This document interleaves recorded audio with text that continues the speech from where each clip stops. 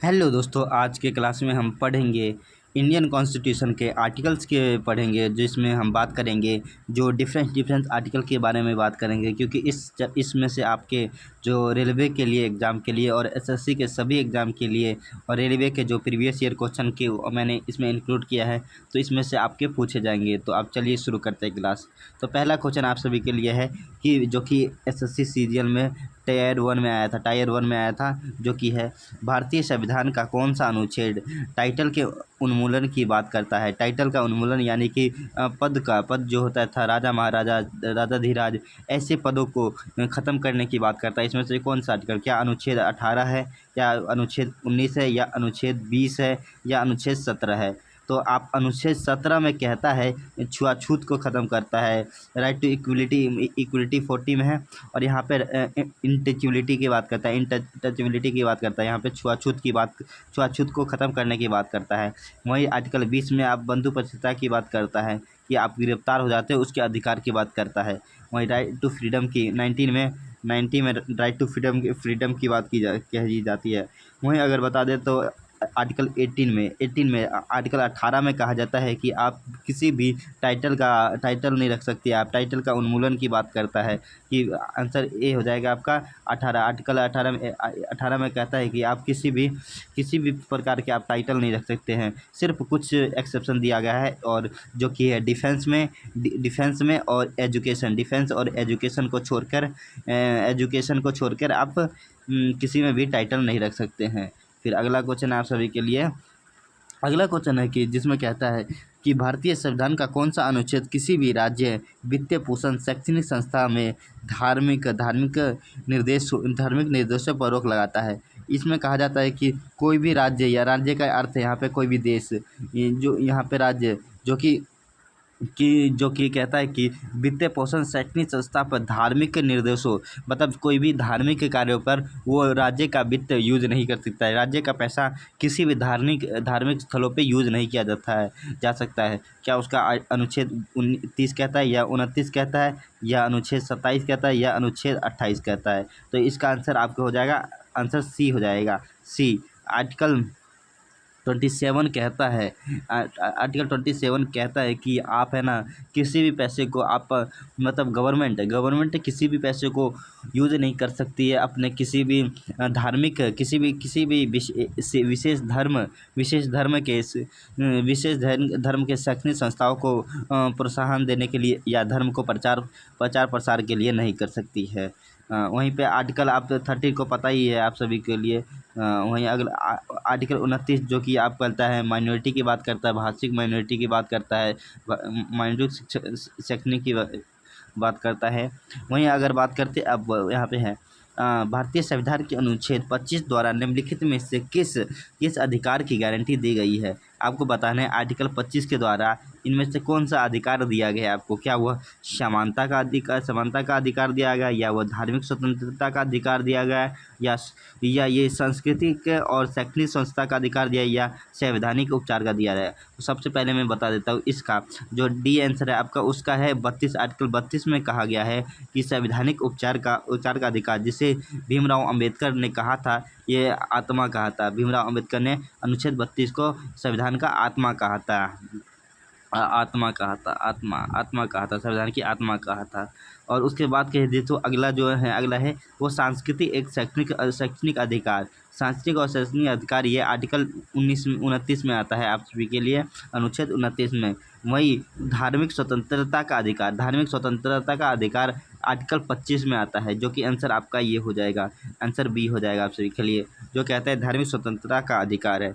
25 से लेकर 28 तक धार्मिक स्वतंत्रता की बात करते हैं। यह अनुच्छेद 25 से लेकर 18 तक धार्मिक स्वतंत्रता की बात कही जाती है। वही समानता का अधिकार, राइट टू इक्वलिटी की जो बात करते हैं, वो आर्टिकल 40 में कहा गया है, राइट टू इक्वलिटी की बात कही गई है।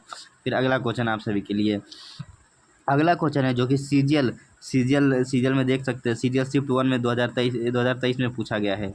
निम्नलिखित में से किस समिति ने भारत के संविधान में मौलिक कर्तव्यों को शामिल करने की सिफारिश की थी।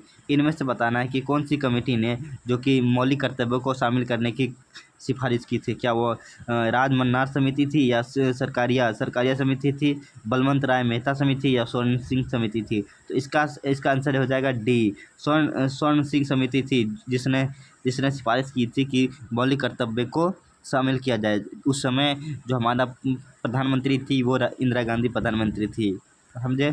उस समय इंदिरा गांधी, उस समय जो आठ आठ अधिकारों को शामिल करने के लिए कहा गया था, लेकिन 11 अधिकार को शामिल किया गया था इंदिरा गांधी के कहने के बाद। और जो आखिरी अधिकार जो कि शैक्षणिक अधिकार है, जो कि 86 अमेंडमेंट था, उसको आखिरी में जोड़ा गया है। फिर अगला क्वेश्चन आप सभी के लिए, अगला क्वेश्चन है कि भारतीय संविधान का कौन सा अनुच्छेद किसी भी राज्य, वित्तीय पोषण, शैक्षणिक संस्था, धार्मिक निर्देशों पर रोक लगाता है? तो आप इसका जानते हैं, आंसर क्या है? आर्टिकल 27, अनुच्छेद 27, ठीक है। फिर अगला अगला क्वेश्चन है आप सभी के लिए, अगला क्वेश्चन वही देख सकते हैं, टाइटल का उन्मूलन की बात करता है, वो भी आप सभी के लिए जानते हैं, या टाइटल उन्मूलन 18 कहता है। आपको ये सब टेस्ट के लिए है आप सभी के लिए, तो आप इस जवाब देते चलिए। तो यदि किसी भारतीय नागरिक को गिरफ्तार किया जाता है, अगर आप किसी भी भारतीय नागरिक को गिरफ्तार किया जाता है और उसे बचाव के अधिकार से वंचित कर दिया जाता है, तो ऐसी स्थिति में भारतीय संविधान का कौन सा अनुच्छेद राहत प्रदान करता है? तो आपको बताना है, जब अगर कोई आपको गिरफ्तार करता है, पुलिस गिरफ्तार करती है, तो आपको किस अनुच्छेद के तहत आपको बचाव का अधिकार है? क्या वह आर्टिकल 25 है? तो आर्टिकल 25 तो धार्मिक स्वतंत्रता की बात करता है, धार्मिक स्वतंत्रता की बात करता है। वहीं आर्टिकल 23 है जो कि लेबर फोर्स लेवल की बात करता है, या चाइल्ड लेबर की बात करता है, जो फोर्स लेबर की बात करता है।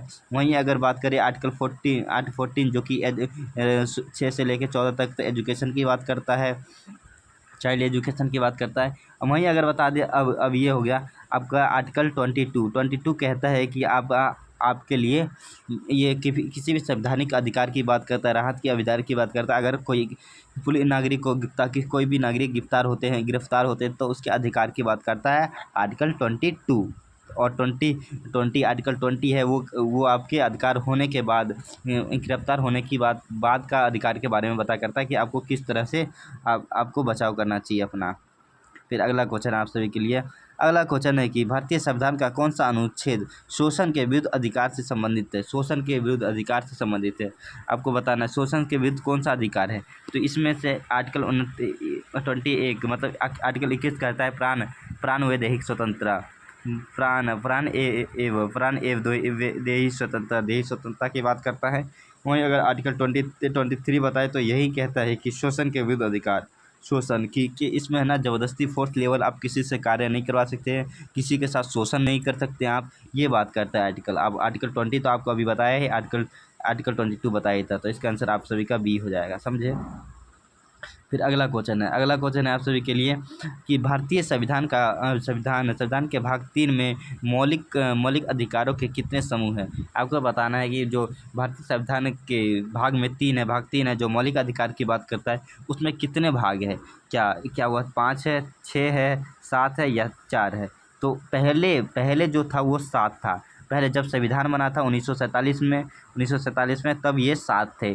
लेकिन जब अमेंडमेंट कर दिया गया, उसके बाद अमेंडमेंट किया गया, उसमें से है ना आप सभी के लिए जो राइट टू प्रॉपर्टी था, राइट टू प्रॉपर्टी को हटाकर अमेंडमेंट 44 अमेंडमेंट के अनुसार राइट टू 44 अमेंडमेंट के अनुसार राइट टू प्रॉपर्टी को हटाकर अब 6 बचा गया है।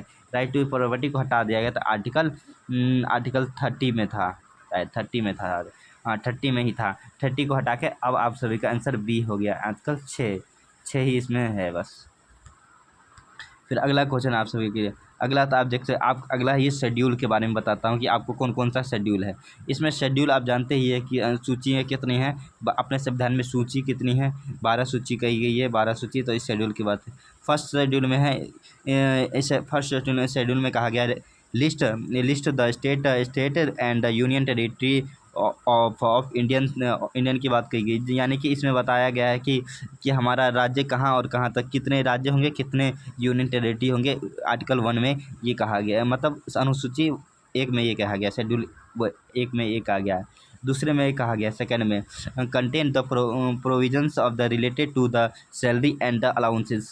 इसमें प्रेसिडेंट, गवर्नर, स्पीकर्स एंड जज, इसमें बताया गया है शेड्यूल 2 में, मतलब अनुसूची 2 में कहा गया है, दो में कहा गया है कि आपके जो गवर्नर है, प्रेसिडेंट है, उनको वेतन कहाँ से दिया जाएगा, संचित निधि या संचित निधि से आपको वेतन दिया जाएगा, इसकी बात कही है। वहीं थर्ड शेड्यूल की बात करें, थर्ड सूची की बात करें तो इसमें कहा गया है contain from the other affirmation for the constitution and other office, मतलब यहाँ कहा गया है ओथ के बारे में कहा गया है, ओथ एंड द अफर्मेशंस। यहाँ ओथ के बारे में शेड्यूल 3 में कहा गया है कि आपको ओथ लेना है।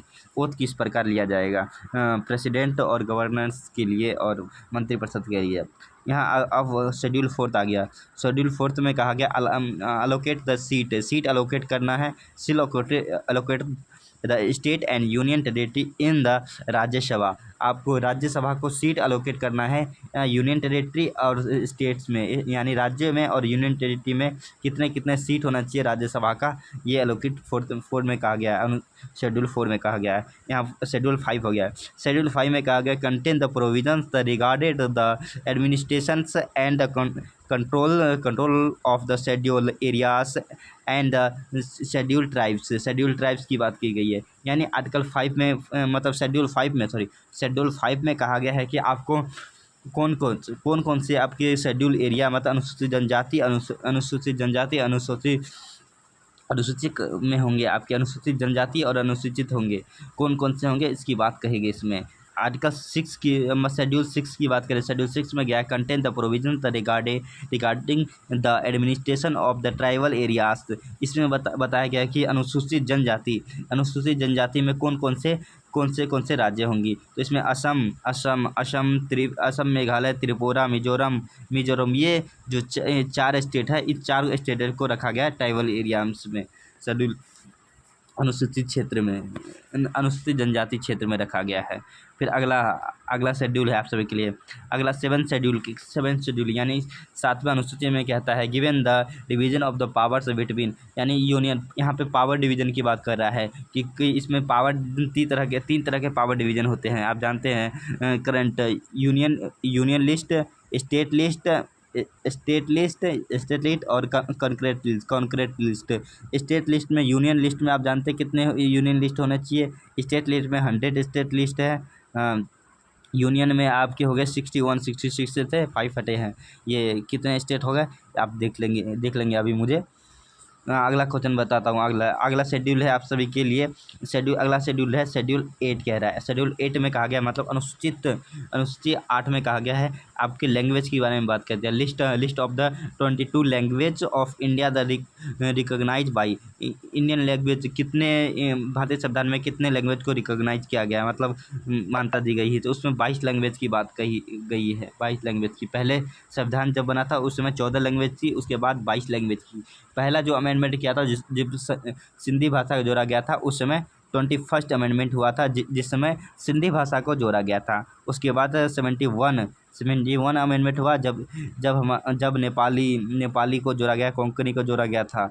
उसके बाद नेपाली, कोंकणी और अदर्स भाषा को जोड़ी गई थी। उसके बाद 92 अमेंडमेंट हुआ जब नेपाली को जोड़ा, मैथिली, संथाली को जोड़ा गया था। फिर अगला शेड्यूल 9th शेड्यूल है। 9th शेड्यूल में contain act of the orders the related and land की बात करता है। यहाँ बात करता है जो हमने बताया था ना, जो फंडामेंटल राइट था, फंडामेंटल राइट से जो हटा दिया गया था, फंडामेंटल राइट से जो कॉन्स्टिट्यूशन 30 मतलब लैंड का अधिकार, मतलब भूमि का अधिकार को वहाँ से हटाकर आपको यहाँ पे शामिल कर दिया गया था। तो वहाँ से अमेंडमेंट करके यहाँ पे शामिल किया गया था लैंड के अधिकार को। उसके फिर अगला, बस यहाँ पे 9th शेड्यूल ही मैंने आज रखा है आप सभी के लिए, और 9th शेड्यूल है, और बाकी शेड्यूल मैं आपको बाद में पढ़ा दूंगा। तो अभी के लिए आप 9 शेड्यूल के ही तक आप कर लीजिएगा, 9 शेड्यूल, और आगे का जो भी शेड्यूल बचा है मैं आप अगली क्लास में आप सभी को करा दूंगा। तो आपको क्लास कैसा लगा ये ज़रूर हमारे कमेंट बॉक्स में जवाब दीजिएगा। और लाइक हमारे चैनल को लाइक कीजिए, सब्सक्राइब कीजिए, बेल आइकन जरूर दबाइए, ताकि जो भी नई क्लास आए आप सभी को सबसे पहले आप सभी के पास पहुंचे। और मैं इसी तरह के नए नए आप सभी के क्वेश्चन नए नए प्रीवियस ईयर पे और एक आखिरी में एक टॉपिक भी ज़रूर लेके आऊँगा, तो आपको रिवीजन होता रहे। और मेरे इस पीडीएफ को डाउनलोड करना चाहते हो तो हमारे टेलीग्राम चैनल गुरु ज्ञान टेलीग्राम चैनल पर जाके डाउनलोड कर सकते हैं। वहाँ पे मैं अपना पीडीएफ डाल देता हूँ ये, तो वहाँ पे जाके आप विजिट कर सकते हैं।